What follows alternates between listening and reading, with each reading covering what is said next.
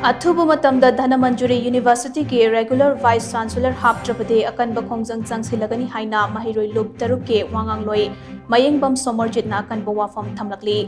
हौजिक फाउब धनमंजुरी university के regular vice chancellor हापतना लेरिबा असिगा मरी लेना ngasi क्वाकैथेलदा लेबा देशाम के मयालोइशंगदा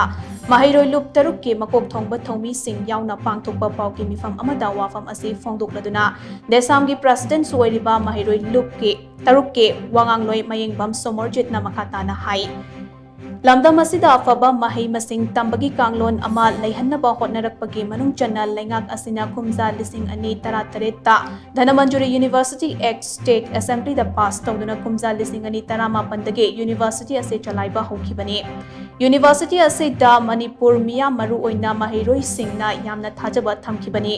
अदुबो लाइबक थिबदे खुमजा लिसिंग अनि तरा निपानदगे ngasi फाउबा यूनिवर्सिटी असे के रेगुलर वीसी अमखक लैखिबा नतना हौजिक फाउबा रेगुलर वीसी अमता हापा लेट्री रेगुलर वीसी लेटना यूनिवर्सिटी अमा चलाइबा हाइबा असे यामना तायुनबा अमने असिगुम्बा फिबम असिना ngaside यूनिवर्सिटी असिदा ममांगदा मियामना थमलंबा थाजबसिंग असे मांगसिलकले ममांगदा अमुरक प्रोफेसर एन राजमोहन ना यूनिवर्सिटी असे के रेगुलर वीसी ओइखिबा नतना हौजिक फाउबा यूनिवर्सिटी असे के रेगुलर वीसी अमा हापतबा हाइबा से लैंगाकना महिरोई सिंगबो खुदोंग थिनिंगाई ओइबा फिबम अमा थंबनी हाइना लवी यूनिवर्सिटी असे के रेगुलर वीसी हापनबगी दमक चही असे के जुलाई 10 दा मतम अदुगे यूनिवर्सिटी असे के रजिस्ट्रार ना एडवर्टाइजमेंट फाउबा थोखरबने चटलिबा चही असे लोइशिलकलबा फाउबा रेगुलर वीसी अमा हापतना थमलिबा असे मतंगदा लैंगाकना सेंगदोफम थोए करिगुम्बा यूनिवर्सिटी असे के रेगुलर वीसी अथुबा मतमदा हापद्रगदे महिरोई लुप तरुकना खोंगजंग चंगसिलगने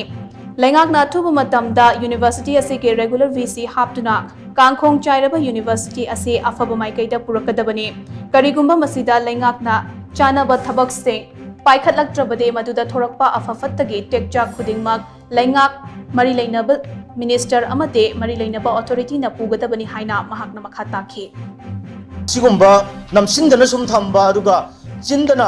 कोई लमदबसिदा अफबा मसिन तमगी कांगलोल अमा लेहेननबगी होनरे हाइदना सुम तौबसे मसि चिनग खुदगा मानदबा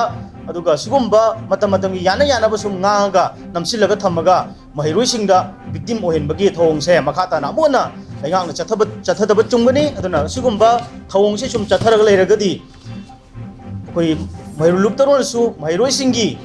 yafananabagi damakta aduga university si kananabagi damakta khongjang kya changsilakani aduna athuba matamda manipur laingangna sigumba hangno leiriba danaba university gi koi BC se हाबना भी तौगी प्रोसेस अथुब मतमदा लोइसलगा रेगुलर BC अमा लेरगा सिगुम्बा कांखोंग चाइदना लेरबा सिगुम्बा university सिगी मपु पालहलगा अफबा